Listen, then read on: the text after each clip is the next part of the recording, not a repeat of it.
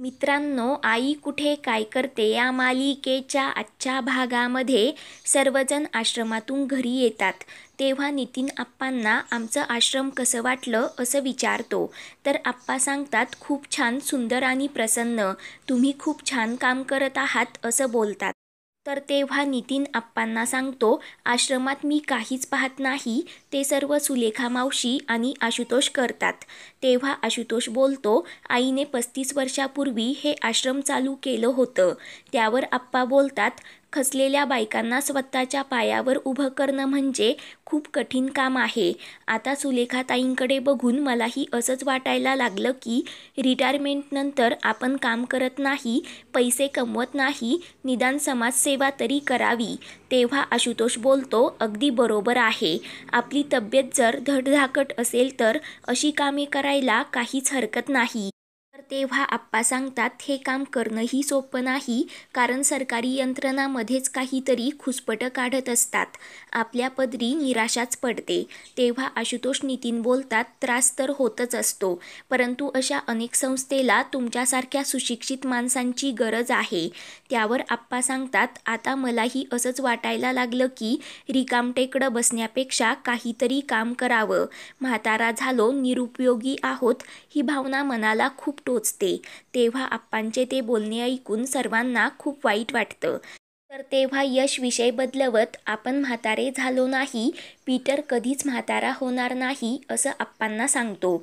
तर तेव्हा नितीन बोलतो, आप्पा तुमच्या लक्षात आलं नसेल, परंतु रस्त्यावरून येत असताना सर्व बायकांच्या नजरा तुम्हालाच बघत होत्या, आमच्याकडे कुणाचं लक्षच नव्हतं. तर यश बोलतो, मी माझ्या मैत्रिणींना घरी बोलवणं आता बंद केलं आहे. त्याचं कारण म्हणजे त्या आप्पांकडे पाहून बोलतात, तुझे आजोबा किती हँडसम आहेत.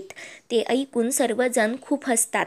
तर आप्पा गंमत करत यशला मारण्यासाठी त्याच्या मागे धावतात. तेव्हा आप्पांचा तो आनंद पाहून अरुंधतीचे डोळे पाणवतात. ते सर्व आशुतोष पाहतो व लगेच अरुंधतीजवळ जातो. तर अरुंधती डोळे पुसते. तेव्हा आशुतोष, आता डोळ्यात पाणी का असा प्रश्न करतो. तर अरुंधती सांगते, आप्पांना पाहून खूप बरं वाटलं, कारण 2 दिवसांनंतर त्यांच्या चेहऱ्यावर थोडं तरी हसू आलं व लगेच आशुतोषला थँक्स असं बोलते. तर तेव्हा आशुतोष अरुंधतीला सांगतो, मी काही परका नाही, त्यामुळे तू सतत मला थँक्यू म्हणायचं नाही. आप्पा माझे कोणीही लागत नसले ना तरीही त्यांनी सतत हसत राहावं असंच मला वाटतं. त्यानंतर अरुंधती चहा बनवते. तर आशुतोष अरुंधतीची मदत करत असतो. दोघे मिळून किचनमध्ये काम करत असतात. तेव्हा ते पाहून आप्पा, यश व नितीन खूपच खुश होतात. त्यानंतर सर्वजण पत्ते खेळत असतात.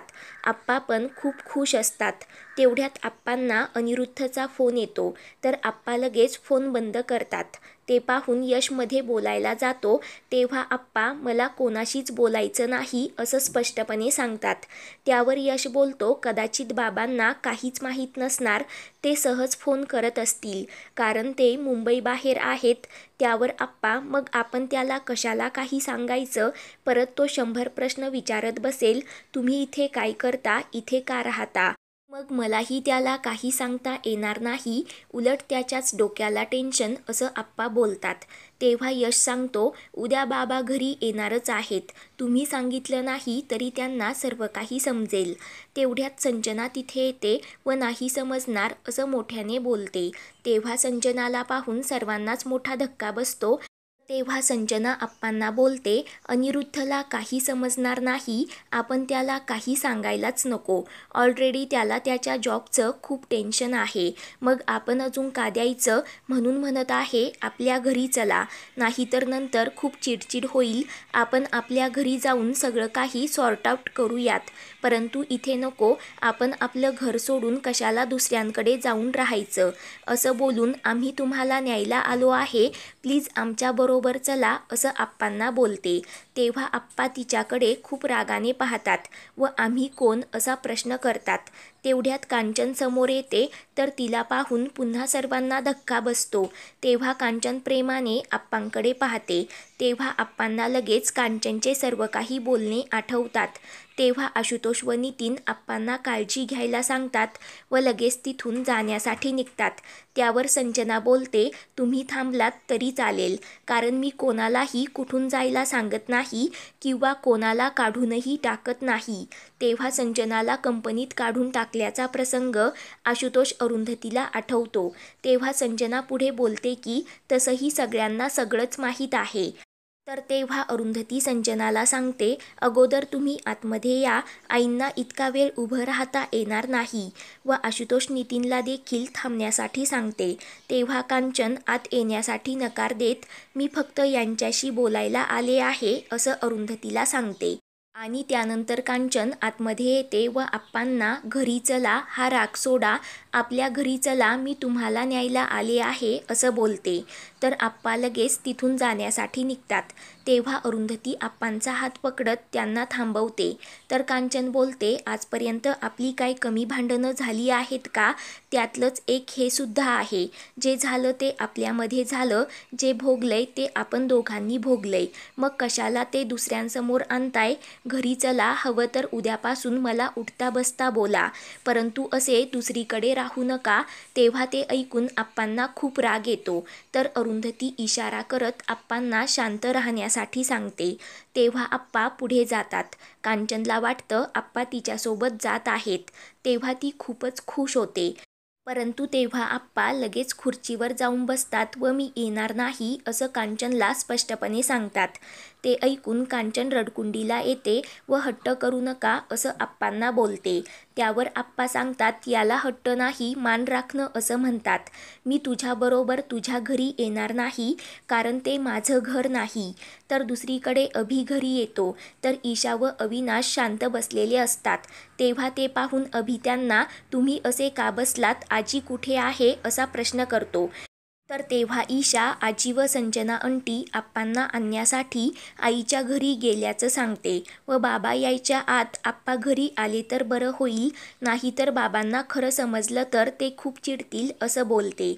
त्यावर अभि, बाबांना यातलं काही कळायला नको, तुम्हीही त्यांना काही सांगू नका असं बोलतो. तेवढ्यात अनिरुद्ध घरी येतो. तर त्याला पाहून सर्वजण धक्क्याने उभे राहतात. तेव्हा ईशा, बाबा तुम्ही उद्या येणार होतात ना असा प्रश्न अनिरुद्धला करते. तर अनिरुद्ध एक दिवस अगोदर काम संपल्यामुळे लवकर आल्याचं ईशाला सांगतो व लगेच कांचन, संजना व आप्पांबद्दल विचारतो. तेव्हा अविनाश संजना व आई बाहेर गेल्याचं सांगतो. तर अभि आप्पाही बाहेर गेल्याचं खोटं सांगतो. तेव्हा अनिरुद्ध बोलतो, आप्पा, संजना, कोणीच माझा फोन उचलत नाही, त्यांना माझ्याशी बोलायचं नाही का असं विचारतो. तेव्हा सर्वजण खूप घाबरतात. त्यानंतर अनिरुद्ध आराम करण्यासाठी त्याच्या रूममध्ये जातो. सर्वजण टेन्शनमध्ये येतात. तर इकडे कांचन आप्पांची माफी मागत घरी चला, मी रागात बोलले, मनात ठेवू नका असा आग्रह करते.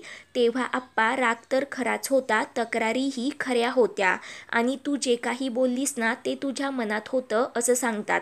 तर कांचनला मोठा धक्का बसतो. उद्याच्या भागात आप्पा घरी जात नाही व कांचनला तू मेलीस तरी चालेल असं बोलतात.